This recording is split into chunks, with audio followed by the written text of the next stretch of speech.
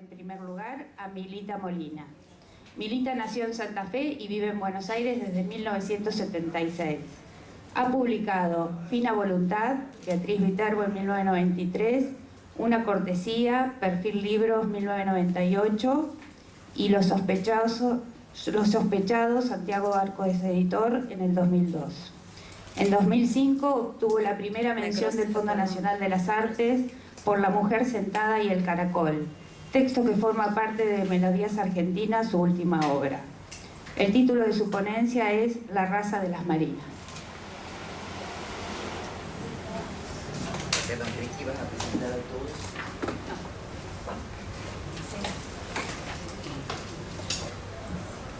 No. Hola. Hola. ¿Se escucha? Bueno. No. ¿Se escucha? ¿Se escucha bien? Van a arrancar. Epígrafe de Marina Svietayeva. La vida es un suburbio, construyan en las afueras. La raza de las marinas y miles de figuritas de porcelana. Marina Svietayeva no se medía con nadie, no se comparaba con nadie. Actitud que repugna y avergüenza a personas con tan intenso sentido de la singularidad, ni se medía en su movimiento de bajar la escalera de espaldas, sin saber si sigue otro escalón, que siempre está, instante de paradoja y fe en el milagro, que por suerte no tiene explicación, si no, no sería milagro. ¿Qué puedo hacer con esta desmesura en un mundo de medidas? Por lo mismo, le importaba la proporción y la medida, como a los griegos les gustaba medirse con los dioses o con las gorgonas, sin saber de cuál estaban más cerca. Pero Dios o monstruo o piedra, el alma es un deber, como escribe Svietayeva, y ese deber es la naturaleza de la libertad del alma, de su existencia misma. Es un deber tener alma, y el alma es deber, como en las tragedias de Sófocles. El alma es un deber es una frase que le hubiera podido decir Antígona a su hermana Ismena cuando elude la responsabilidad que le cabe en la tragedia familiar, porque juzga que no le concierne desafiar al tirano y enterrar a sus muertos, actuar en fin, en nombre de la estirpe, del arraigo a los valores familiares, del amor a lo que Svietayeva llama en Pushkin el misterio de la casa, del que ella, como Antígona, fue guardiana. De ahí su afirmación: lo que no se aprende en la infancia, no se aprende nunca.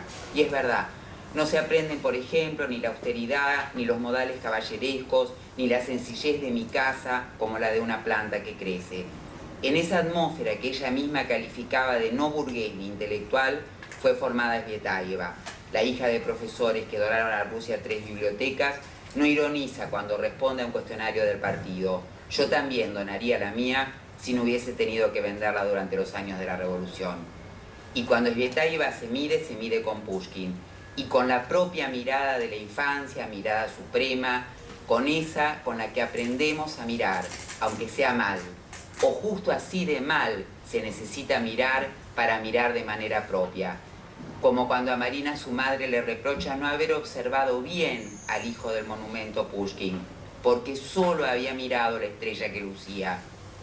Tienes un don especial para no mirar donde debes o donde hay que mirar, recuerda que le recrimina a su madre. Se mira mal si no se mira lo que hay que mirar. Como con casi todas las cosas, Svietayeva no tuvo necesidad de maestros para saber que la mirada que no mira lo que debe es la única que puede reinventarlo todo.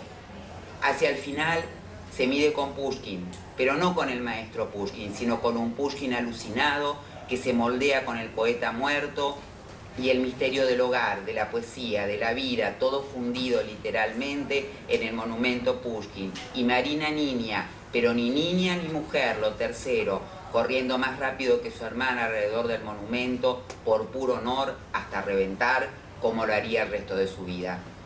Monumento Pushkin fue para mí el primer encuentro con el número. ¿Cuántas muñequitas habría que colocar una encima de la otra para llegar a la altura del monumento Pushkin? Y la respuesta era igual a la de ahora. Pongas las que pongas, con un agregado orgulloso. Si colocaran centenares de mí, entonces puede ser, porque yo creceré todavía. Pero Svietayeva no conoce de medidas de una manera más radical. La belleza, la ternura y la inteligencia catastrófica de sus escritos viene de una conclusión más rotunda. En Carta a Rilke del 26. Se puede ir más lejos del maestro, Goethe por ejemplo, pero superarlo a usted sería superar la poesía. El poeta es aquel que debe superar la vida. Es con la propia vida que nos medimos, con la vida como otra condición desfavorable para la escritura, que es por lo mismo y con dolor la más favorable. Una entera digresión lírica. Rusia hacia 1920. En su diario Svetaeva anota al deambular con su hija Ariadna por los tristes pasajes de las avenidas desiertas buscando comida. Cuando un muchacho lanza un grito insolente como el del gallo. Nicolás Romanov ha sido asesinado. Svetaeva mira a su alrededor y se dice, si por lo menos alguien, si por lo menos algo. Entonces yo, Ali, han matado al zar de Rusia, Nicolás II. Reza por el eterno reposo de su alma. Y Ali, escrupulosa, hace la señal de la cruz y lo acompaña con una profunda reverencia. Una idea concomitante. Qué lástima que no haya sido un niño. Se habría quitado el sombrero. Subrayo este pasaje para empezar a respirar su tono. Si por lo menos alguien, si por lo menos algo. Una insatisfacción que no busca ser satisfecha, sino que sedienta desea tener más sed. Porque se necesita, aunque fuese para alguien, ser feliz en el hogar. Y para este hogar la suerte. La felicidad en el hogar, un amor sin inventos, sin poner siempre el alma en un hilo. Aunque fuese para alguien que no para ella, que nunca conoció el sosiego y puso siempre el alma en un hilo.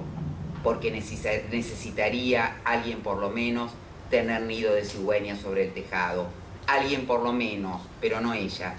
La desesperación de Svetaeva arrebata, arrastra casi como un deber del movimiento, actúa, no se queda quieta, no se asienta en ningún término de la paradoja, transformación y no síntesis, avance sin vacilación de un espíritu que no está sometido a la duda de esto o lo otro y sigue confiado en que hasta se puede saltar a la muerte con los ojos abiertos. Un modo religioso, que es también estético, porque ama la distinción de la idea concomitante, detalle, variación, mirada extraviada, ocurrencia lateral que lo trastoca todo. El movimiento del sombrero que hubiera sido hermoso, del niño, no de la niña, de lo tercero, mejor, el movimiento.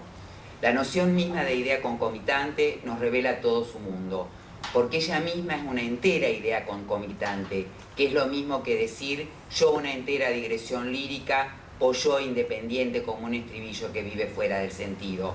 Es la locura de la lengua pasada por una vida. Todo estalla y se agolpa al mismo tiempo, ni niño ni niña, concomitante, concomitante, concomitante. Pero solo los niños no conocen de pausa, le escribe a Rilke, cuando le cuenta que su hija le llamaba Reineke, apocopando. En cambio los adultos cortamos, y Svetaeva, sin embargo, encontró en su amasijo altivo con el lenguaje una infinidad de modos de anotar que soportan, con la vida se soporta, con el cuerpo se soporta, con el sistema nervioso se soporta, la continuidad y se abre a la idea concomitante, evita el antes y el después, se planta en lo imposible de la simultaneidad. El lector tampoco tiene que elegir y es libre como un estribillo que vive fuera del sentido. Por eso nada en su escritura puede ser reducido a una virtud técnica, y su especial uso del guión ha sido tan destacado es porque su riqueza infinita y precisa no se deja de limitar en términos de virtuosismo y a veces se usa como en una partitura vocálica para dejar en pausa la voz que se va a acoplar con la melodía, pero también para separar ideas o como una especie de doble inclusión sin que se sepa qué incluye a qué, o como si fueran comas o puntos para respirar, para poder respirar en ese torrente que es su escritura. Para no cortar se puede elegir un signo que corta, pero como no sabemos dónde corta, ni qué corta, ni siquiera si corta, la desmesura es mayor. No es una técnica, son modos milagrosos de poder anotar algo al menos, de lo dislocado, del desquicio, de los aullidos, transmitiendo una urgencia que agota. Lo primero que hay que entender de escritores como Svetaeva, y entonces ya no queda mucho para entender, es que los escritores no tenemos problemas para escribir. Esto es cosa de los que hacen buenos ejercicios en francés, como dijo alguna vez Claudel.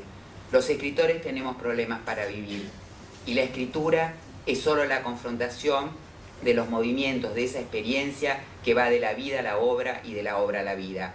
Como dice Laura String en 3 poemas, su prólogo y Cazador de ratas, hasta que ya no haya diferencia entre una y otra.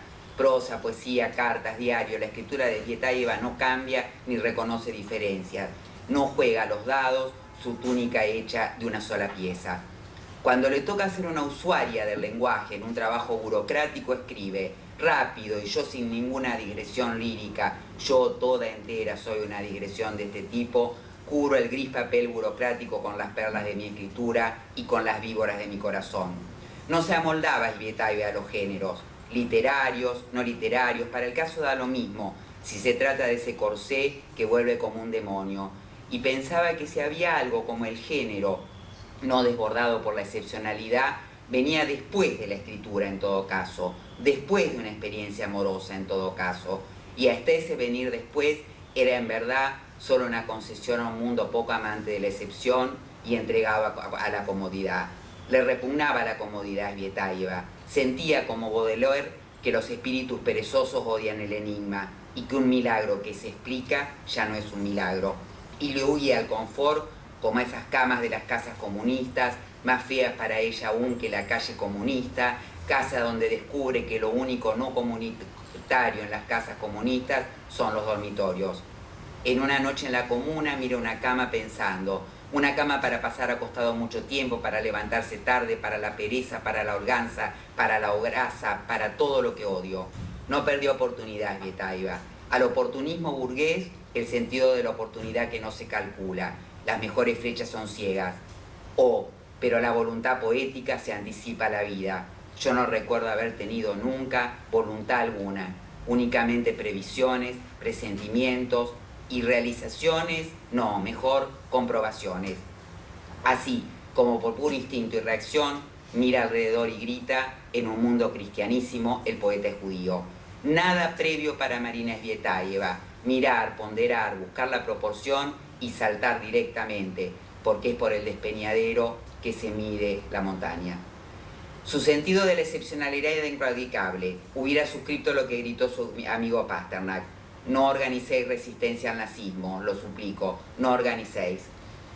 Y no encajó ni con los rojos revolucionarios, ni con la diáspora blanca, y fue ella también errante, judía, negra, gitana. No padecía esa comicidad infantil de pretender representar a otros, y le hubiera causado mucho pudor ser representada por otros. Es decir, no creía que la responsabilidad pudiera ser delegada. Pudor le causaban esas pareces mezquinas de Svietáeva. El día de la muerte de Lenin, el comunista que le alquila cuarto le comenta con bravata grandilocuente: para nosotros, marxistas, que no reconocemos ningún papel a la personalidad en la historia, esto no tiene mayor importancia. Ella anota, ofendida por Lenin, guardo silencio. El espíritu materialista burgués enfrentado al espíritu austero y caballeresco de Svietáeva, a su pudor inmenso ante las ideas adquiridas de ellos, la burocracia de ellos, la fe en la utopía y en el progreso de ellos, lo comunitario de ellos, el sentido plebeyo del amor de ellos, el compromiso de ellos, las escuelas literarias de ellos, el cálculo, la intención y los fines de ellos, la dialéctica y el dogma de ellos, el sentimentalismo de ellos, la reducción del hombre a la historia de ellos, y muy particularmente la falta de libertad de ellos. En 1926, la joven rusa exiliada que caminaba en harapos por París cubierta de pulseras de plata, le escribe a Rilke su primera carta.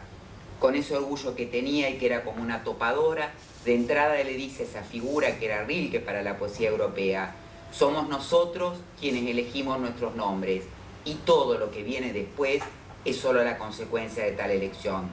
No vacila en interrumpir de este modo en Rilke, como si Rilke hubiera aguardado por ella, y las sucesivas respuestas del poeta alemán confirman que la esperaba.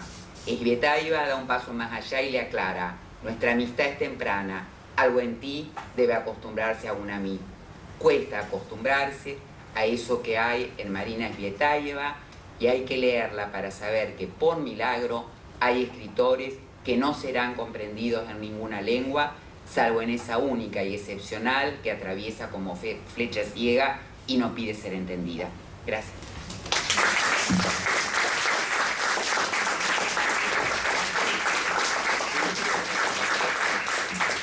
Muchas gracias, Milita. Vamos a darle la palabra ahora a Fulvio Franchi. Fulvio es traductor y profesor de la Cátedra de Literaturas Eslavas de la UBA. Entre sus traducciones podemos mencionar El doble de Dostoyevsky y Viaje a Armenia de Mandelstam. Actualmente traduce La muerte de Iván Lynch de Tolstoy. Gracias. Adelante. Me voy a empezar hablando un poco de Pushkin, para variar un poquito. En uno de sus artículos sobre Eugenio Onegin, el crítico literario, Vissarion Bielinski expresaba que si no todos consideran nacional la novela, es porque, Eugenio Onegin, es porque entre nosotros está enraizada hace tiempo la extrañísima opinión de que un ruso de frac o una rusa con un corsé ya no son rusos, y que el espíritu ruso se hace sentir solo allí donde hay un sipún, lapti, aguardiente, repollo. Y al analizar una balada de Pushkin, el novio declara: aquí todo huele a Rusia. Puede decirse lo mismo de la obra de Marina Tsvetaeva. En su obra todo huele a Rusia. Toda su obra está impregnada del amor por su patria y de su percepción de ella. Y la palabra Rusia aparece constantemente, siempre rodeada de un aura casi sagrada.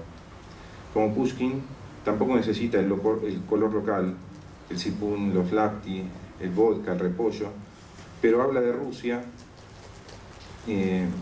bueno, acá no me entiendo la letra, pero lo que la hace presente de otra manera en sus obras. Para amar y representar a Rusia en el momento histórico que le tocó a Tsvetaeva, era posiblemente más doloroso que hacerlo en aquel tiempo en el que vivió Pushkin. Aunque cada persona sienta que su época es la peor, no puede negarse que Tsvetaeva vivió años de terribles tendencias desatadas, de violencias inéditas, de bajezas inefables. Casi 100 años separan a los dos poetas, pero esos 100 años, sobre todo los últimos, son los más intensos y llenos de catástrofes que la humanidad haya vivido. Guerras mundiales, revoluciones, totalitarismos. Ningún país ha vivido en su historia sucesos tan extremadamente violentos como Rusia en los años de Tsvetaeva. El temor o la profecía de Pushkin en La hija del capitán, no permita a Dios una revuelta rusa insensata y despiadada, se ha hecho realidad, y en las primeras décadas del siglo XX, bajo el puente, como se dice, ha corrido mucha sangre. Ese siglo XX que Mandelstam, otro poeta ruso y amigo de Tsvetaeva, llamó bestia, mi siglo, mi bestia, y lo describió como una bestia que, cruel y débil, mira hacia atrás las huellas de sus propios pasos. Cada vida de los poetas rusos del siglo XX es un rostro diferente de la misma tragedia. Mandelstam, Esenin, Mayakovsky, Babel, la lista es interminable, pero no voy a repetir lo que seguramente ya se ha dicho. Isaiah Berlin, en su artículo La inteligencia rusa, contrapone dos actitudes hacia la lectura. Una sostiene que la vida privada del escritor no importa para la lectura de su obra. Otra, la que prevalece en Rusia, sostiene que el escritor, el hombre, es uno, y haga lo que haga no se lo puede dividir. Lo hará con toda su personalidad. Es deber de los hombres de bien decir la verdad y producir objetos hermosos. Es una idea de integridad, de compromiso total, que representa la actitud romántica. En el caso de Tsvetaeva, esta actitud se advierte de manera muy clara, ya que su propia biografía es el elemento primordial con el que elabora su literatura. Poesía, de la lírica y de la otra, poemas largos, sátiras, etc., memorias, relatos, con un marcado contenido autobiográfico, cartas. Según Anna Akhmatova, había dos Rusias, las de los que enviaban a la gente a la cárcel y la de los que estaban en ella. Si bien lo decían los años del primer deshielo, la frase es cruda y la historia demostró que era cierta. Tsvetaeva no pertenecía a ninguna de las dos, aunque alguien dirá, y es cierto, que su cárcel no era física. Y deambulaba como un fantasma de una a otra de sus propias Rusias, que no eran sucesivas. Todas convivían, se iban sumando a la materia de su escritura. La poderosa voz de Tsvetaeva es la voz de una romántica empedernida, a quien le toca vivir en un siglo que deja poco lugar para el romanticismo. De ahí su admiración, su amor por Rilke y la Rusia de Rilke. Hay un país que es Dios, Rusia limita con él. Es la frase de Rilke que ella cita en El poeta y el tiempo. Así que Tsvetaeva era un fantasma que nunca había pertenecido a ninguna escuela literaria, si bien tenía amistades de la literatura. Un fantasma que rendía culto a la amistad y no a las influencias. Dar aún el alma por los propios amigos. Solo esto puede superar en el poeta la fuerza de los elementos. Escribe en el ensayo El arte a la luz de la conciencia. Un fantasma que no pertenecía a ninguna escuela, porque ¿qué limita más la creación que los paradigmas de una escuela o de una corriente? ¿Qué aleja más de la verdad, en definitiva, al poeta, que la repetición de un tópico o de un molde? El escritor, sobre todo si vive en Rusia, tiene un compromiso con la verdad. La cultura y el arte, y sobre todo la literatura, ocuparon desde el siglo XIX, podría decirse que desde Pushkin, el espacio de lo sagrado. Se leyó a los escritores como los transmisores de una verdad, de la verdad. Su condición de fantasma no le permitía cambiar.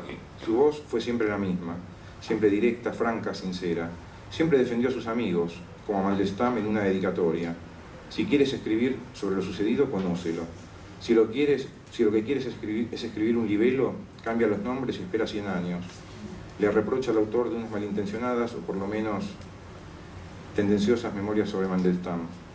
Al haber afirmado la vida, que en sí misma es una afirmación, no es salido del estado innato del poeta, el de defensor, concluye ese mismo texto. Siempre defendió a sus amigos porque siempre estuvo de parte de la verdad. Hay en ruso 2 palabras para decir verdad. La primera es pravda, una verdad pequeña, cotidiana o ilusión de verdad. La otra es istina, una verdad inmortal, la luz interior de la verdad, palabra que además tiene las propiedades de no rimar con ninguna otra palabra, según Nabokov, y aparte de derivar del verbo ser. La verdad no tiene rima posible, no tiene contracara. La verdad es o no es verdad. Su tragedia personal hizo que Tsvetaeva deambule por muchas Rusias a lo largo de su vida. Este deambular fue por un lado real.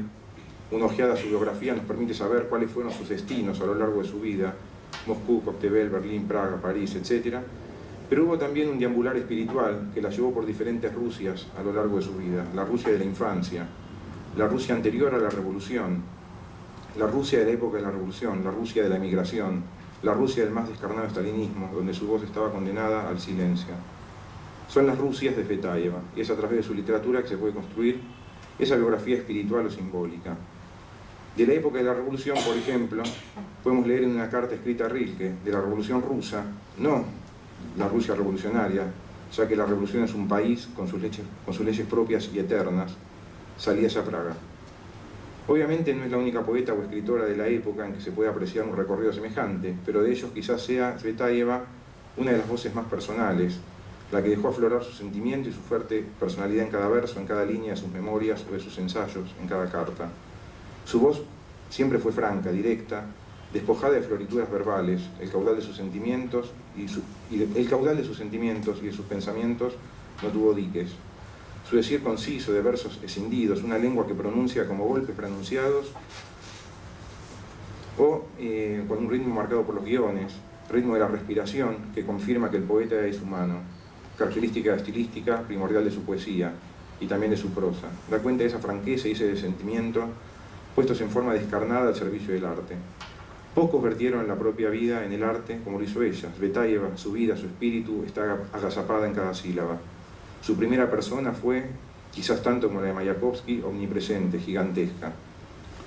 A ese yo se refieren Cazador de Ratas, en Hamelin, en ese espacio metafórico que bien podría ser la Rusia comunista, no existe la palabra yo, solo la palabra nosotros. En Hamelin, en una devoradora mayoría, yo significa todos, pero el poeta clama, solo 2 letras, pero mías se oyen, que son la palabra yo. Es insuperable, como un diamante, vive en la pureza del incendio. Tan especial, ese yo, por lo tanto, no se agrega a ninguna otra esencia. Un yo formado en la infancia. La Rusia de la infancia es la Rusia de mi Pushkin, memorias de un mundo que se vuelve conocido a través de la literatura. La literatura es prematura para un niño, dice Tsvetaeva, porque habla de todas las cosas que el niño no conoce ni puede conocer. Pero todo se impregna en la memoria de manera indeleble. Rusia son los lugares habituales de Moscú, sobre todo el monumento a Pushkin, que para la niña de 4 o 5 años era el monumento Pushkin, todo junto. Pero también la infancia era Onegin y Tatiana. Esa primera escena de amor predeterminó todas las siguientes, toda la pasión en mí de un desgraciado, no recíproco, imposible amor. La infancia también era Pugachov, el líder de la revuelta campesina contra la emperatriz Catalina, el lobo que ella prefería antes que al cordero, y los poemas y las romanzas en los que conoció los sentimientos elementales, el amor y el terror. Dice Tsvetaeva, todo eso se llama Rusia y es mi infancia. Otra Rusia es la de indicios terrestres, la Rusia conmovida hasta los cimientos por la revolución, la Rusia que ella recorría sola en busca de canjear anillos de plata que ya no usaría por bolsas de harina o de azúcar, la Rusia de la escasez, del hambre, de las colas en las tiendas y las multitudes cargando sacos en las estaciones de tren. La cotidianidad es un saco agujereado y de todo modo lo cargas. Donde los rusos no son hombres ni mujeres, son osos. De esa Rusia una poderosa impresión. Aspiro el olor de carne de caballos. No puedo quedarme aquí. No tengo amigos. En esa Rusia que aspiraba a la comunión de los seres humanos, la soledad de Tsvetaeva era absoluta. Tenía un empleo rutinario, burocrático, donde no hacía prácticamente nada. Cubro el gris papel burocrático con las perlas de mi escritura y con las víboras de mi corazón.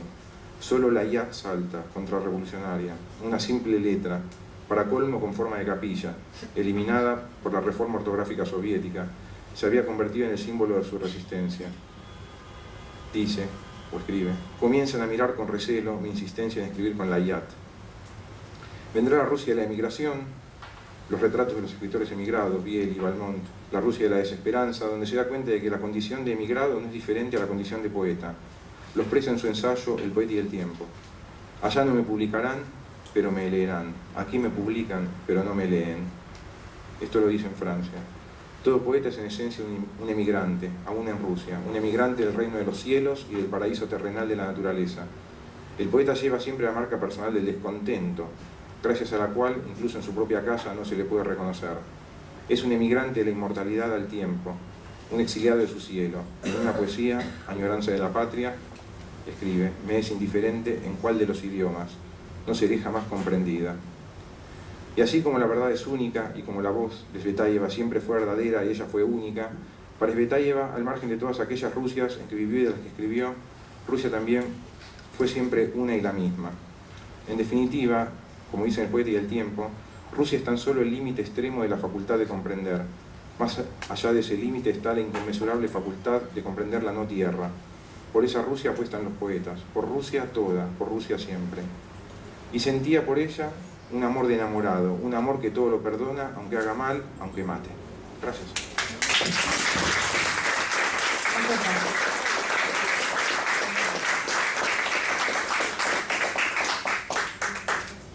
Bueno, vamos a pasar la palabra ahora a Laura Strin. Laura escribió Álbum en 2001, Parque Chacabuco en 2004, Alex Dean en 2007, Amaroma 2010, ¿está bien? Tapa de Sol, aún inédito. También publicó varios ensayos, entre otros de César Aira, El realismo y sus extremos, y sobre Murena, Historia del ensayo argentino. Escribió sobre Gerchunov y Mastronardi en Literatura Argentina del siglo XX, tomos 1 y 3 en el 2007. Ordenó y prologó La Tapeinada de Raúl Celarrayán. Trabaja en la Facultad de Filosofía y Letras de la UBA, en Teoría Literaria desde 1992 y en Literaturas Eslavas desde 2003. Fue editora de Santiago Arcos, donde publicó, entre otros libros, Mi Pushkin de Marina. Y codirige 2 colecciones de literatura argentina en la editorial Letra Nómada. El título de su ponencia es Ay de las vencidas. Ay de los vencidos. Ay de los vencidos. ¿Cómo sabías que iba a hablar de Tsvetaeva, mujer? Es la primera vez que voy a dedicar un texto, quizás sea la última, y soy trágica. Dedico esta lectura a Irina, algunos saben por qué, y a mi hija Ana. Y también quiero repetir lo que le dije a Selma cuando la conocí, que el libro que me mostró en el año 96-97 milita en Gandhi, las cartas del verano del 26, me cambiaron la vida. Ay de los vencidos. Mi mamá es muy extraña. Mi mamá no se parece en nada a una mamá. Las mamás siempre miran con agrado a sus hijos y generalmente a todos los niños. Pero a Marina no le gustan los niños pequeños. Tiene el pelo castaño claro y se le ondula a los lados. Tiene los ojos verdes, la nariz con una jorobita y los labios rosados. Es alta y me gustan sus manos. Es triste, rápida, ama la poesía y la música, escribe versos, es paciente, siempre soporta hasta el límite, se enoja y ama, siempre tiene prisa, tiene un alma grande, una voz tierna, camina rápido. Marina tiene las manos cubiertas de anillos, Marina lee por las noches, sus ojos casi siempre parecen burlones, no le gusta que la molesten con preguntas tontas, eso la enoja mucho. A veces camina como extraviada, pero de pronto se despierta, comienza a hablar y luego otra vez parece como si se perdiera en alguna parte. Es Ariadna Efron, Marina Tsvetaeva, mi madre. Hay de los vencidos es el título de una novela de la matemática rusa Sofía Kovalevskaya, donde recuerda a su hermana. Es de 1893 y ahí dice: aunque inconclusa, la historia avanza hacia un destino que se vislumbra inexorable, el de aquellos que fracasaron en la búsqueda de la felicidad. Tsvetaeva, otra mujer rusa, una de las más grandes poetas del siglo XX, eso se repite mucho pero no sé si se entiende, vivió con extrema avidez y lo hizo altiva, escribió y amó del mismo modo. Marina Tsvetaeva, una autora con la potencia del mar con el que se medía en sus poemas, en casi todos sus libros y cartas, como leía el otro día Selma, una mujer que pensaba intenso, de manera premiante, buscando lo verdadero, esperaba una concepción de mundo que fuera sensación de mundo, un afecto entrañable. Marina Tsvetaeva fue incandescencia e ignición extremos. Por eso su obra se volvió asunto de vida, escuela de absoluto, como escribió Todoro. Fue una mujer dura que usó los guiones para tomarse en las frases, para que las palabras le alcancen, todas juntas. Tal vez semejante a Emily Dickinson, pero con muchos más caminos en el horrible mundo que vivió. Una mujer de 3 hijos que se dijo: a los hijos hay que darles todo sin esperanza alguna, ni siquiera de que vuelvan la cabeza, porque es menester que sea así, porque no puede ser de otra manera, para uno. De ese modo, toda su vida fue una piedra que siempre hay que empujar desde el principio. Uno nunca ha tenido un hijo, lo tiene para siempre. Por eso no hablo de penas, sino de intensidades, esas formas informes, solo suyas, la más propia y apropiada objetividad. No tuvo salida, fue inoportuna e insoportable para todo aquel que no la quisiera. Tsvetaeva creyó y dijo que la infancia es la totalidad del saber y del querer, y que todo lo demás es solo su toma de conciencia, y por eso habló del amor tan vasto, incalculable, con que vivió cada día, que fue a la vez tristeza inconsolable y respiración apretada. Tsvetaeva supo del placer de la conversación, que es la amistad desmedida. Lo traspuso en cartas eternas, inclementes al tiempo, porque siempre se entregaba por entero. Tsvetaeva entendió que no necesitaba que la amen, sino que la entiendan, cuando en el cuerpo comprendía que toda tragedia es de amor, como su regreso a Rusia. En su obra vemos una mujer apartada que preguntó impenitente: ¿qué hago en el mundo? Escucho mi alma. Ni nacionalidades, amigo mío, ni estratos sociales. 2 razas, la de los dioses y la de las bestias. Los primeros siempre escuchan música, los segundos nunca. Los primeros son amigos, los segundos enemigos. Pero hay otra, una tercera, la de los que escuchan música una vez por semana. Esos son los conocidos. Y en este sentido en que despreció la mediocridad de los sentimientos temerosos, su hija le escuchó decir precisa que había querido a Ehrenburg, pero que a Pasternak lo amaba. Sus escritos son los de un ser indefenso y muy potente a la vez, un vendaval cuyo único límite fue la escritura de lo que llamó conciencia insomne. Así abarcó toda su vida en su obra. Eso también la hizo imposible. Una mujer en vigilia permanente, desaforada pero en la última afinación del alma. Pocos la entendieron y pocos la entienden aún. Casi no le importaba. Igual sufría, igual escribía. Y escribió sobre cada uno de sus seres amados, mostrando un modo único, quiero decir, del retrato. Allí están: un espíritu prisionero sobre Bieli, una dedicatoria sobre Mandelstam, Viva luz de vida sobre Voloshin, El aguacero de luz de Pasternak, El anochecer del mundo extraño de Kuzmin, Un héroe del trabajo sobre Briusov y también las geniales estampas de Goncharova y Sofía Parno. No hay otro modo de leer a Tsvetaeva que no sea sentir sus frases como cuando con destellos sabios asegura: la gente de letras es la lepra. Le pido a Dios poder vivir siempre como vivo ahora. Un pozo que simula una capilla, el rumor de los arroyos, mi propio peñasco, cabras, árboles de todo tipo, cuadernos. Tsvetaeva fue una mujer que fracasó porque no supo vivir en este mundo donde todos los tribunales la vieron equivocada, donde resfríos llaman al llanto, como dice su poema. Pero ella se acomodó en ese otro reino total, el de los versos, fuera del bien y del mal, tan lejanos de la iglesia como de la ciencia. Los versos son la última tentación de la tierra, en general del arte. Son el más seductor de sus cuerpos. Por ello seremos condenados todos nosotros los poetas. Eso nos dijo. Y esa grieta la volvió muy poderosa, sumamente altiva, sin dinero pero con anillos grandes. Y así anotó justísima: no insisto, no hago sino rozar. apenas, siempre. Fue una mujer que no calculó ni jugó con su destino, sino que lo acentuó. Fue herida pura y lo dijo de este modo: no puedo vivir de mi felicidad, nunca la he tenido en cuenta. Soy profunda, naturalmente incapaz de ser feliz. No todo el mundo puede ser capaz de no ser feliz. Pueden los niños, los ancianos y los poetas.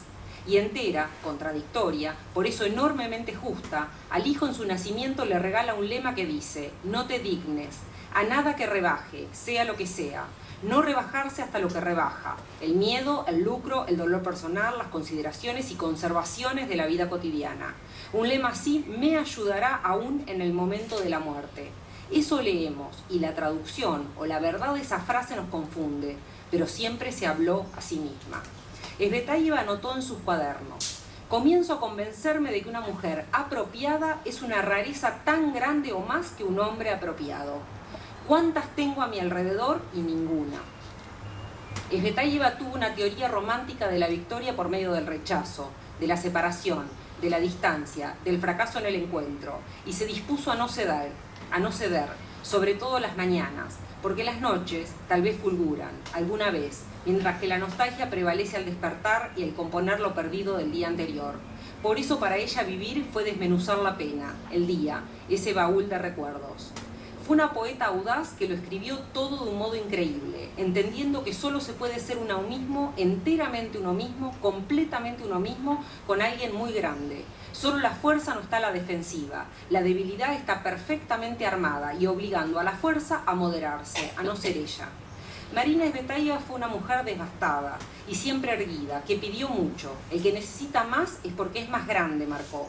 Por eso se entendió con pocos, con endemoniados buenos como Bieli, con entristecidos insomnes como Jodasievich, con locos solares como Voloshin, con líricos de otros mundos como Rilke. Una mujer que debió exilarse de Rusia por hambre y soledad y consiguió más hambre y soledad en París. De modo que me llevo mal con la emigración rusa, dijo. Vivo únicamente en mis cuadernos, en mis deudas, y si de vez en cuando se oye mi voz, siempre es la verdad, sin cálculos, completamente sola, con mi voz. Soledad que no esperó ninguna igualdad, la igualdad como palestra había escrito, y también dudó de la medida y tampoco dudó de la medida de los grandes, solo era cuestión de ajustarse a ellos y seguir. Fue una mujer que subía a derruidos departamentos de las afueras de París, como había bajado a mojados sótanos para buscar batatas congeladas en Moscú, que aceptó que su reino de los cielos estuvo entre la sartén y el cuaderno, o como recuerdo siempre que dicen indicios terrestres, caer en la calle Boris Iglev y perderme en un verso. Una mujer enloquecida por los collares con los que se la ve en todas las fotos, por el ámbar del norte, y por eso entendió como pocas de las elecciones mundanas al decir: a mí no me aman, aman a las bellas, no, ni siquiera a las bellas, a las arregladas. Y agregó: amo las cosas por su belleza, no por la mía, cuando me las pongo. De forma independiente, la plata desemplatecida, y quizá en detrimento de mí misma. No le va el color marrón, de acuerdo, pero yo voy a él, con las piernas, le tiendo los brazos. Svetaeva imanta ferozmente con una comprensión trágica, romántica, ya dije, derrotada y triunfante. La leo y la entiendo cuando anota. Todo se cumple y hasta se vive, se comprende solo en el cuaderno. ¿Y en la vida qué? En la vida los quehaceres, la casa, la ropa, los fogones, las preocupaciones. En la vida, función y ausencia, que otros ingenuamente toman por presencia, presencia exhaustiva, de la que la mía está tan lejos como mi palabra hablada, dicen que brillante. Si yo estuviera presente en la vida, no hay vida que hubiera podido soportar mi presencia.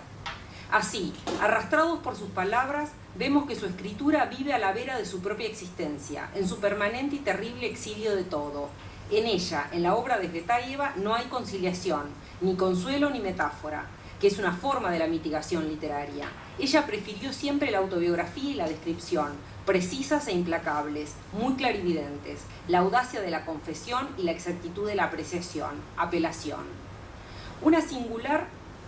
Un singular sistema sintáctico de yuxtaposición, parentético, pudo amparar semejante reino de la simultaneidad en su escritura y una libertad inaudita. Eso es lo que no se le perdona. Fue una poeta como un mundo entero, y ella decía que no había pequeños mundos, solo conocía ojos pequeños. un ser intenso, intensísimo, que le gustaba caminar rápido y así dejar atrás todo lo que no fuera justo para ella, que detestaba lo aproximado, como dice Rilke en los cuadernos de Mante, y lo consideraba de antemano una pérdida personal, como la verdad de los poetas, que es un camino en el que las huellas se cubren de vegetación. Y fue una autora invulnerable por haber pasado por la mayor vulnerabilidad. No tuvo casa, no tuvo amparo. Fue sensible a todo y por eso no exageró en nada, y por eso repitió los versos de Touchet: bienaventurado quien visitó este mundo en sus momentos fatales. Hace muchos años que leo y escribo sobre Tsvetáyeva.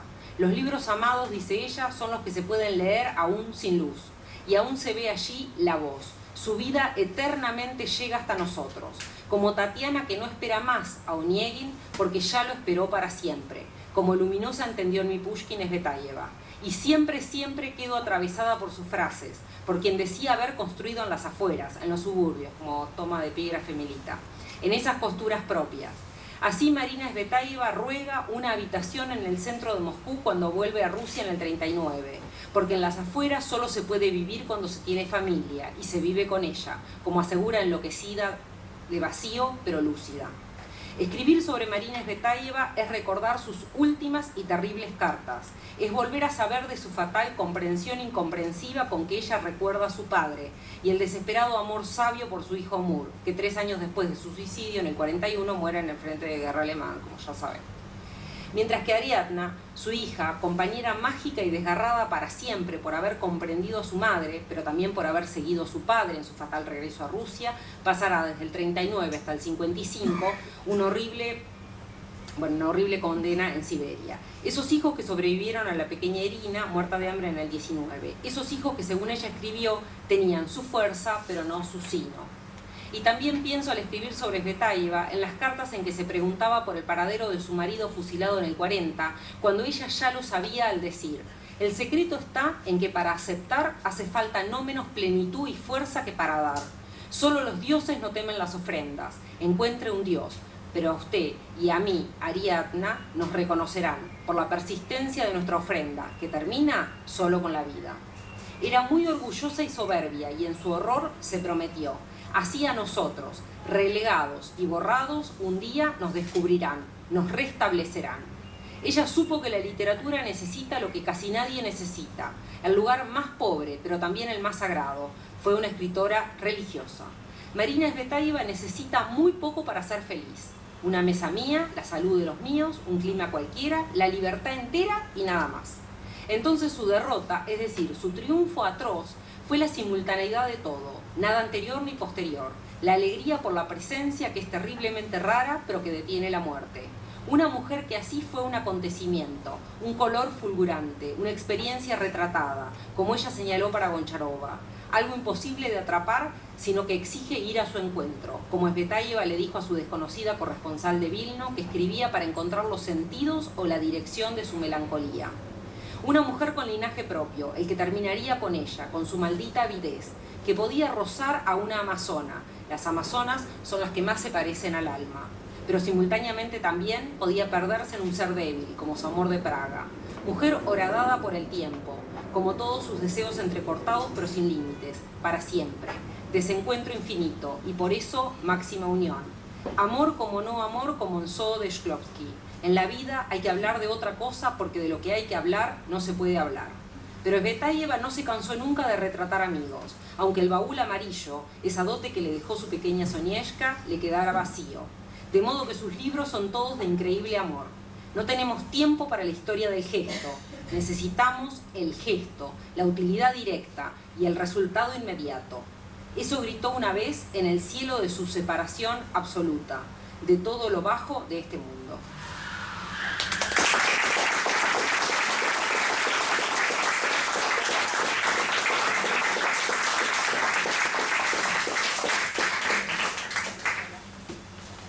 Hola, gracias Laura. Pasamos ahora a Irina Bodachevsky. Ella es rusa, nacida en 1927. Es poeta y traductora. Tradujo del ruso al castellano a poetas y escritores rusos clásicos y contemporáneos, y del castellano al ruso a poetas y escritores contemporáneos argentinos. Escribió ensayos sobre literatura rusa para la editorial Centro Editor de América Latina. Tradujo a Marina en Mi Pushkin y 35 poemas bilingües, editados por Santiago Arcos Editor. También en Santiago Arcos Editor se publicó un libro dedicado a los simbolistas rusos, con 72 poemas de 10 poetas simbolistas traducidos por Irina. Por otro lado, publicó en 1991 un libro de prosa poética llamado Imágenes al negativo, de editorial Okruxaves. En la actualidad tradujo para el Fondo de Cultura Económica 2 libros autobiográficos de Víctor Zinklovsky, de próxima aparición. Adelante, Irina. Cuando se trata de pasar a otro idioma una valiosa obra poética de una gran poeta rusa, surgen siempre dudas. ¿Habrá que atenerse solo al acercamiento máximo al texto o pretender también transmitir la cadencia, el ritmo, y en el caso de Tsvetaeva, la rima imprescindible, cuya omisión le resta la autenticidad a la transmisión al castellano de la música sincopada de Marina? Elegí esto último y agregué a mi intento de compenetración e identificación con la obra de Tsvetaeva muchas horas de trabajo de afinamiento que exige la riqueza y la complejidad de la poesía. Aceptando todas las nuevas teorías sobre la traducción artística literaria y considerándome alumna y seguidora de los grandes lingüistas y semiólogos rusos Mikhail Bakhtin y Yuri Lotman, debo admitir que como traductora me guío por los consejos y sugerencias del primer traductor del griego al ruso, el monje Máximo el Griego. Su apellido era Tribolis, y a quien menciona Andrei Tarkovsky en su película Rublev, quien desde el año 1518 vivió en Rusia y creó una modernísima teoría de la traducción literaria que se basaba en la profunda comprensión y transmisión del sentido del texto, pero al mismo tiempo tratando de conservar cadencia rítmica. El libro fundamental de Máximo el Griego, publicado en el siglo XIX por la Sociedad Histórica de Rusia, se nutre en sus concepciones filológicas y prácticas no solo de su experiencia bizantina, sino también de la tradición humanística italiana, inaugurada por el científico griego Manuel Chrysoloris, fundador del nuevo método de traducción que trabajó en Florencia a los fines del siglo XV, traduciendo al italiano a los clásicos griegos. La idea principal de la teoría del Máximo el Griego se basa en el concepto de que los sistemas gramaticales de cada idioma, siendo diferentes identidades particulares, exigen del traductor la comprensión a fondo del sistema gramatical de otra lengua y tomando en cuenta el estudio de gramáticas comparadas que muestran similitudes y formidables puntos de contacto entre los sistemas gramaticales de idiomas muy distintos, nos ayude a buscar las equivalentes formas en el idioma al que estamos traduciendo, sin perder de vista la equivalencia melódica.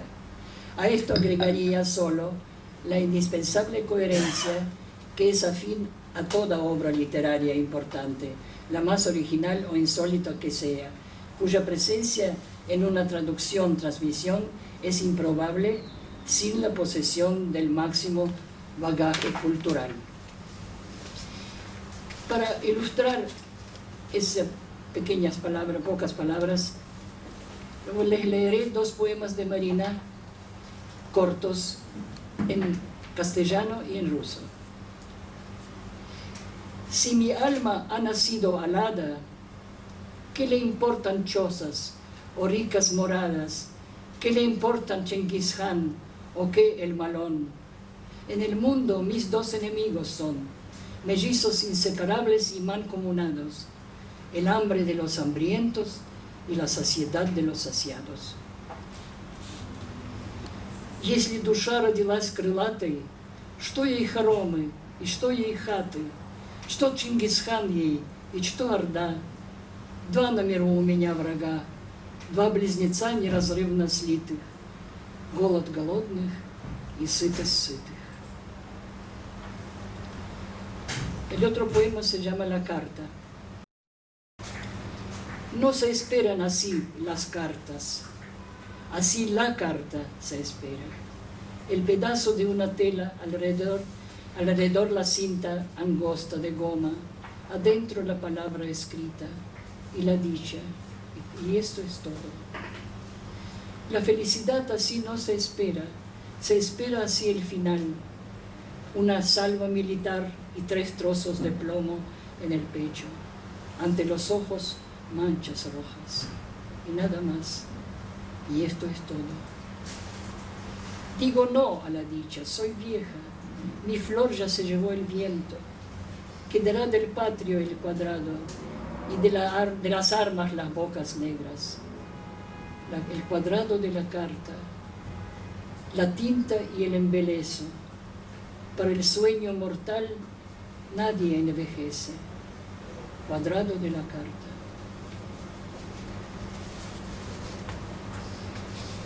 Так писем не ждут, так ждут письма.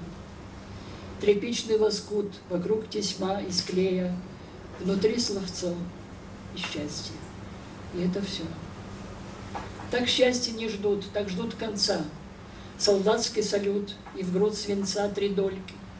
В глазах красно, и только. И это все. Несчастье, стара, цвет ветер сдул. Квадрата двора и черных дул, квадрата письма, чернил и чар. Для смертного сна никто не стар. Квадрата письма.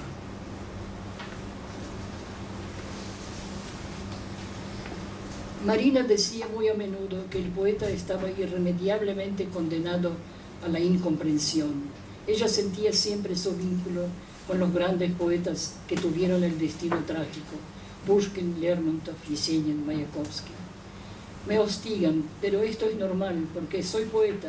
A los poetas mayormente los odian y los persiguen. La percepción inconsciente de ser la víctima de la incomprensión, casi la seguridad de ser inmolada al final, le dictaba esas líneas. ¿Qué haré yo, poeta y primogénito, en el mundo donde donde el más negro es gris, donde la inspiración la cuidan como en el termo, con mis desmedidas, en el mundo de mesuras?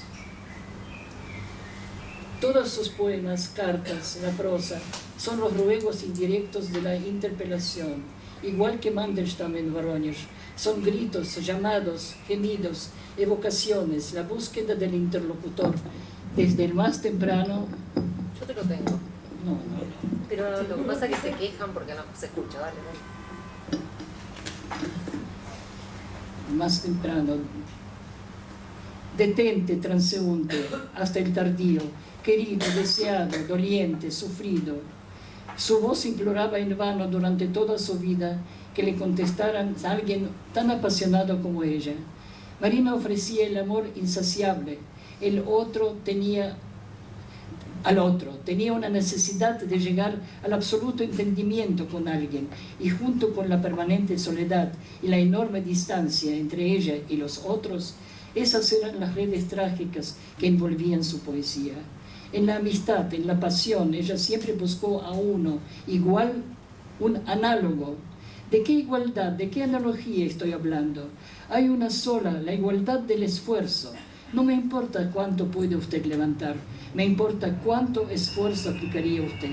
Escribe en una carta cuyo significado sobrepasa el destinatario particular. Y el mundo de su tiempo, sus contemporáneos, contestaban a esta altísima tensión, que era justamente su poderosa inspiración, con gestos de desdeñoso apartamiento, a veces de repugnancia, interpretando la exorbitancia como el mal gusto. Mientras Marina, que no conocía ni quería saber nada de medidas y distancias, seguía abrazando tercamente este mundo temible, que la caución solidaria de la orfandad con la total y absoluta soledad mía. Prestemos atención cómo el siglo XX transformó la antigua fórmula poética, la caución solidaria del bien, que es el compromiso con el bien común, en la caución solidaria de la orfandad. Marina Tsvetaeva es la poeta del amor exorbitante y desmedido. y por eso condenado al fracaso, por no poder ser compartido. Su lírica, que abarca no solo sus versos, sino sus grandes poemas y hasta sus obras dramáticas, es el milagro de la armonía asimétrica, la que basándose en las torceduras, las palabras de Marina, de su carácter y de su temperamento, no solo no se destruye, sino que se intensifica.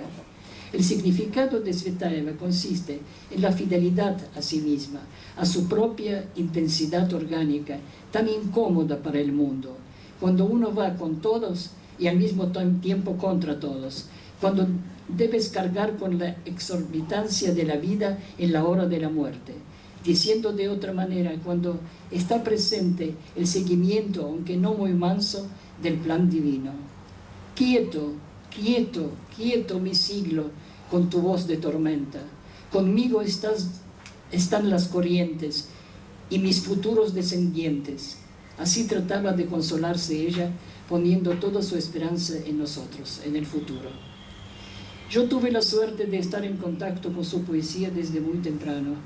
Tuve parientes que la conocieron en París y mandaban a mi madre y a mi abuela poemas de ella. En mi casa se valoraban mucho la poesía de las tres mujeres poetas del siglo de plata, del comienzo del siglo XX: Anna Akhmatova, Marina Tsvetaeva y Zinaida Gipius. Eran talentos muy diferentes, pero me era más afín de todas la manera apasionada e intransigente de Marina de vincularse con la poesía. En el año 1994, en mi viaje a Rusia, conocí al hijo mayor del poeta Boris Pasternak, Eugenio, interesado en mi trabajo sobre los poemas adjuntos a Dr. Zhivago, quien me regaló su libro, un libro de casi 1000 páginas titulado Los documentos para la biografía de Boris Pasternak, donde hay capítulos enteros sobre el periodo de vida de Marina desde su vuelta a Rusia en 1939 hasta su suicidio en 1941. Este maravilloso libro es el testimonio sobre la vida y la obra de muchos escritores, poetas, artistas, pintores, músicos, que eran contemporáneos, amigos, pero también enemigos entre sí, en aquellos duros y nefastos tiempos de Rusia del siglo XX. Boris Pasternak, muy amigo de Marina, hizo mucho para que la poesía de Tsvetaeva se conociera y se entendiera mejor. Él mismo era un original innovador en la poesía rusa y se maravillaba sinceramente con la audacia y la libertad extrema del estilo de Tsvetaeva. Indiferente a los bienes, sin poder evitar con sus conjuros y palabras mágicas el maltrato del pérfido siglo, Marina ya para el fin de este siglo ha podido ser comprendida y valorada suficientemente por sus lectores, capaces de aplicar casi el mismo esfuerzo que ella, que tanto reclamaba esta gran poeta. Siempre existieron talentos que no se hallaban cómodos en ningún lugar, bajo ninguna circunstancia que les ofrecía la historia o su biografía personal. Ese era el destino de Tsvetaeva, así era su disconformidad con la realidad circundante, su intransigencia, y la realidad nuestra, la contemporánea, con seguridad tampoco hubiera sido buena para ella. En 1926 el poeta Boris Pasternak le mandó a Marina, que entonces vivía en Francia, un cuestionario para el futuro diccionario bibliográfico de los escritores del siglo XX. Entre las 16 preguntas del cuestionario estaban breves datos biográficos, educación o instrucción, trabajos literarios, influencias literarias, etc. Algunos datos de esta pequeña autobiografía nos pareció importante para acercarnos al espíritu de Marina. Nací el 9 de octubre de 1892 en Moscú. Mi padre era hijo del sacerdote de la gobernación de la ciudad de Vladimir. La profesión de mi padre era filólogo, de importancia europea, doctor honoris causa de la Universidad de Bolonia, profesor de la historia de arte, primero de la Universidad de Kiev y luego de la Universidad de Moscú. Era director del Museo Rumiansky, fundador del primer museo ruso de Bellas Artes en 1913. Murió ese mismo año. Dejó una enorme biblioteca personal como legado al Museo Rumiansky. Mi madre pertenecía a una familia polaca Era una muy talentosa alumna del músico y director del Conservatorio de Moscú, Rubinstein.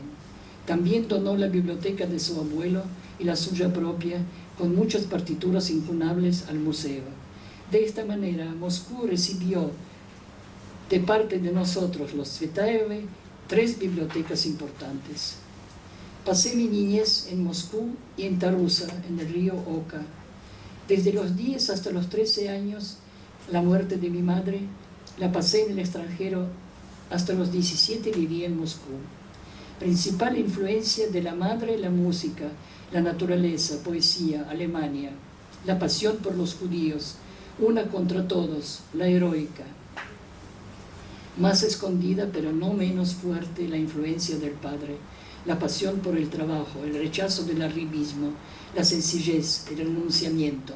Las 2 influencias unidas, la materna y la paterna, espíritu espartano. 2 leitmotiv en la misma casa, la música y el museo. El aire de mi casa paterna, ni burgués ni intelectual, caballeresco, de alto espíritu. Primer encuentro con la revolución, 1902-1903. Segundo, 1905 en Yalta, con los socialistas revolucionarios. Tercer encuentro no hubo. Los poemas más queridos, Al mar de Pushkin, Manantial ardiente de Lermontov, Erlkönig de Goethe, Los gitanos de Pushkin. De los 7 años hasta hoy, apasionadamente, los libros más amados del mundo, con los que me van a quemar, Nibelungos, la Ilíade, relato de la gesta del príncipe Igor. Los países más queridos, además de Rusia, antigua Grecia, Alemania. Educación, instrucción a los 6 años, la escuela musical de Sograf Laxina, 9 años, colegio número 4 de Moscú, 11 años, colegio pensión de Lausanne, 12 años, colegio pensión en Freiburgo, 13, colegio secundario de Yalta, desde 14 hasta 16, colegio secundario de Moscú. A los 16 años cursé en Sorbona, París, antigua literatura francesa. Debajo de la primera composición francesa, la nota del profesor. Trop de imaginación, trop peu de logique. Demasiada imaginación, demasiada poca lógica. Escribe poesía desde los 6 años. Publico poesía desde los 16. Escribo en ruso, francés y alemán. Primer libro publicado, El álbum de anochecer, aún siendo alumna. Primer crítico, Saludo de bienvenida del poeta Maximiliano Voloshin. No conozco influencias literarias, conozco influencias humanas. No pertenecí ni pertenezco a ninguna tendencia poética ni política. Las cosas más amadas en el mundo, la música, la naturaleza, la poesía, la soledad. Total indiferencia con respecto a la sociedad, a las artes plásticas. El sentido de la propiedad limitado solo, los hijos y los cuadernos. Si tuviera un escudo, la inscripción hubiera sido no condescendiendo. No condescendiendo. La vida es una estación de trenes. Me iré pronto. ¿A dónde? No se lo diré.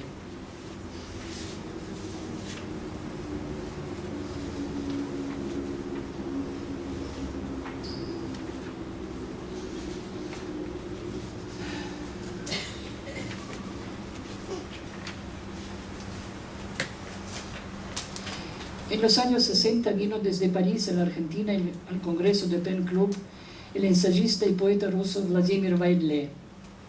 Me encontré con él varias veces y, sabiendo de su amistad con Marina Tsvetaeva, pregunté por ella.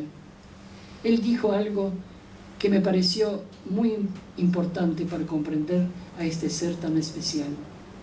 Marina, dijo Vaidle, era poeta desde las puntas de sus cabellos hasta las puntas de sus pies. Ella no solo obraba siempre como poeta, ella vivía, respiraba, elegía, guiándose por los preceptos poéticos. Ella entregó su vida a la poesía y cuando se la arrancaron de ella, lo único que le quedaba era morir. El destino la seguía todo el tiempo, aumentando más y más la presión, poniéndole cada vez más pruebas en su camino. Esa impresión de fuerza invencible, que era la característica más destacada de su personalidad, resultó ser ficticia.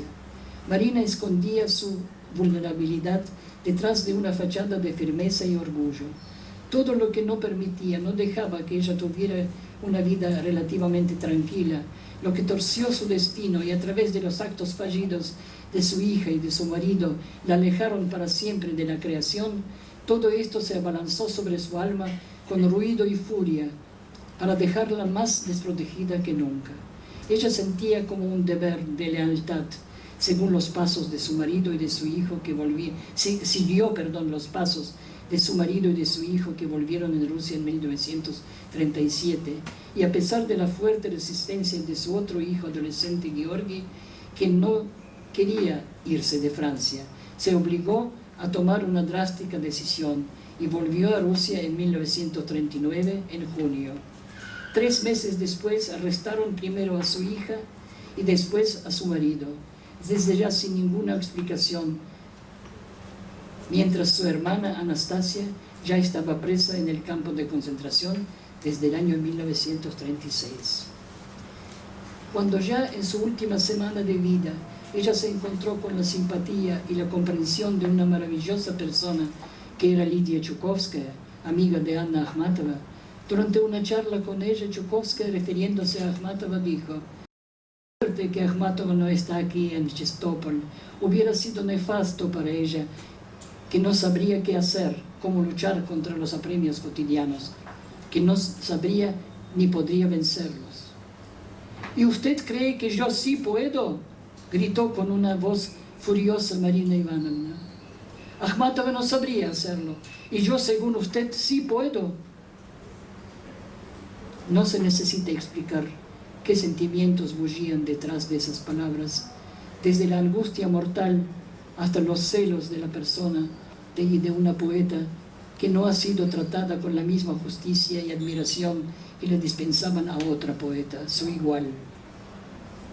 Después de haber emigrado en 1922, Tsvetaeva se instaló primero en el suburbio de Praga y después en el suburbio de París, Francia, junto con su hija Ariadna, nacida en 1913, y su hijo Georgi, nacido en 1925. Siempre la acompañó su marido Sergei Efron. Ella se casó con él en 1912, con quien se había encontrado en emigración en 1923. Durante la revolución, Sergei Efron militaba en las filas del Ejército Blanco y salió de Rusia en 1920, junto con los heridos evacuados al extranjero desde Crimea. En Checoslovaquia ellos se encontraron. Él decidió volver a inscribirse en la universidad. Se dedicó también a editar una revista literaria en idioma ruso. La vida fue muy dura para los emigrados. Marina tenía que soportar una vida inhóspita del suburbio de una gran ciudad, con muy pocos medios, poca comida, el frío, total falta de las más primitivas comodidades. Lo único que yo sé hacer bien es escribir versos y cocinar un almuerzo primitivo, decía ella. El amor de su vida, Sergei Efron, se transformó de a poco en otro hijo de Marina, por su incapacidad de mantener su familia. Ellos no podían ni querían separarse. La falta de espíritu práctico de Marina era el comentario de todo el mundo, pero al lado del eterno adolescente que era su marido, un soñador perezoso, ella resultaba ser la personificación del espíritu terrenal, del criterio sensato que se ocupaba de los niños, luchaba contra las dificultades materiales y le ayudaba al marido con todas sus fuerzas. Pero Sergei paulatinamente comenzó a tener su propia vida clandestina, que por razones políticas de conspiración no debía compartir con nadie, tampoco con sus familiares. Marina sintió una absoluta indiferencia hacia todas las expresiones políticas, sintió repugnancia y rechazo. Rechazó desde ya todos los sistemas de opresión, sea cual sea su color. Su marido, sin embargo, después de haber llegado a la convicción de que su participación en el Ejército Blanco ha sido un error fatal, comenzó a soñar con una Rusia nueva, la que él tenía que ganar, ofreciendo su servicio incondicional para merecer el perdón. Él era una persona agradable, débil, sensible, muy vulnerable, espiritual, benevolente, así lo describen sus contemporáneos. Quiera o no quiera, él debía llevar la cruz de la genialidad y del espíritu libertario de su mujer. Era un intelectual convencido de que a él también le esperaba la gloria. Era también un enfermo crónico que no podía mantener una familia y que presumía de transformarse en un hombre de acción. La rápida evolución de sus convicciones políticas lo llevó a un callejón sin salida. Al principio la opinión pública lo tildó de agente soviético, cuando esto todavía era absolutamente improbable. Pero en el curso de unos años se transformó conscientemente en este agente soviético, siendo el jefe de la redacción de la revista Eurasia. En 1925 la familia se trasladó a Francia. Marina Tsvetaeva se presentó en un gran recital con sus nuevas obras, soportando críticas a veces poco serias, pero disfrutando de una adhesión popular enorme. Sin embargo, muy poca gente se interesó por su vida, por las dificultades que tenía que soportar para poder sobrevivir a duras penas. En estos años 1926-1930, el profundo sentimiento de culpa ante su patria empujó a Efron a buscar medios para redimirse. En 1933 él presentó en la Embajada Soviética de París una solicitud para obtener el pasaporte soviético. Un hombre débil, sin trabajo, un idealista iluso, un soñador que se encontró en una encrucijada y cuya relación con su mujer, aquel loco amor juvenil de Marina y Sergei, se estaba rompiendo contra los escollos de la trivial vida cotidiana. El eterno adolescente, responsable y sin voluntad, ya no satisfacía la noción de Marina sobre el ideal masculino. Ella estaba entusiasmada, manteniendo una activa correspondencia con Boris Pasternak, con Rainer Maria Rilke. Siguió junto a su marido, ellos conservaban buenas relaciones, se respetaban, pero cada uno vivía su vida y esto le permitía a Marina decir con toda sinceridad en el interrogatorio de la policía francesa que no sabía nada sobre la actividad ilegal de su marido. A toda la enorme carga de permanentes sufrimientos cotidianos se agregó la zozobra por la vida de Ariadna, su hija, que apoyó en todo a su padre y que era la primera que volvió a Rusia en 1937, y de su marido que también volvió a Rusia huyendo de la policía internacional que lo perseguía por el asesinato de un ex agente soviético, Ignacio Reis.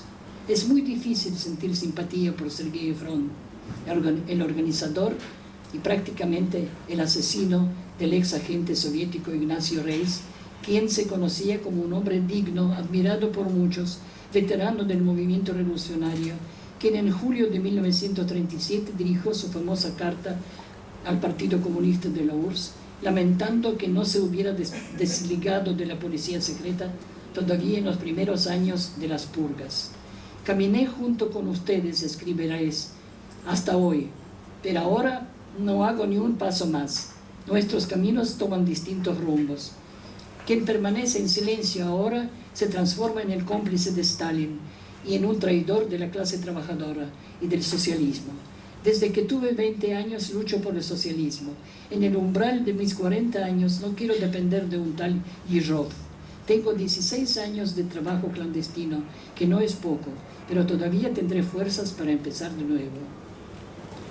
Para que la Unión Soviética y todo el movimiento internacional trabajador no se destruyeran totalmente bajo los embates de la contrarrevolución abierta, el movimiento obrero tendría que liberarse de su Stalin y del stalinismo. Y después de haber anunciado que ingresaba en la Cuarta Internacional, Reis devuelve al Comité Central del Partido de URSS su orden de bandera roja.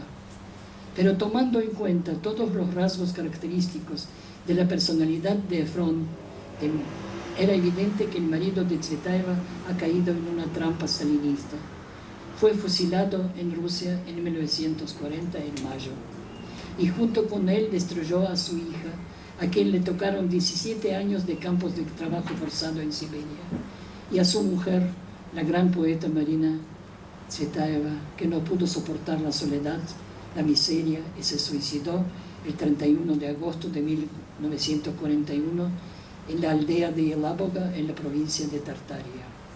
Su hijo menor, Georgi Fron, entró a los 17 años como voluntario en el Ejército Rojo y murió durante un ataque de la tropa alemana en 1943. Todo este episodio novelesco nos hubiera interesado solo como una triste anécdota, si no hubiera sido uno de los momentos más trágicos en la vida de una poeta excepcional, cuyos sufrimientos ya han sido suficientemente grandes como para agregarles algo tan pesado y tan sórdido.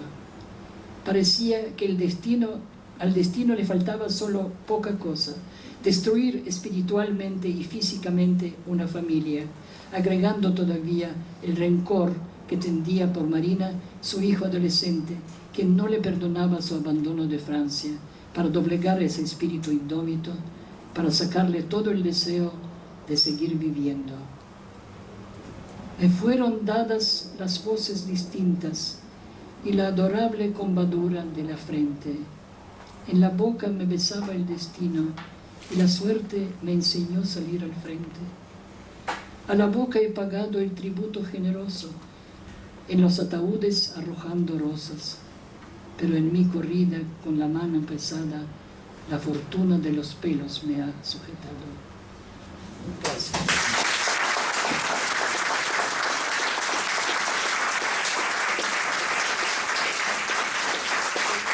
Muchas gracias.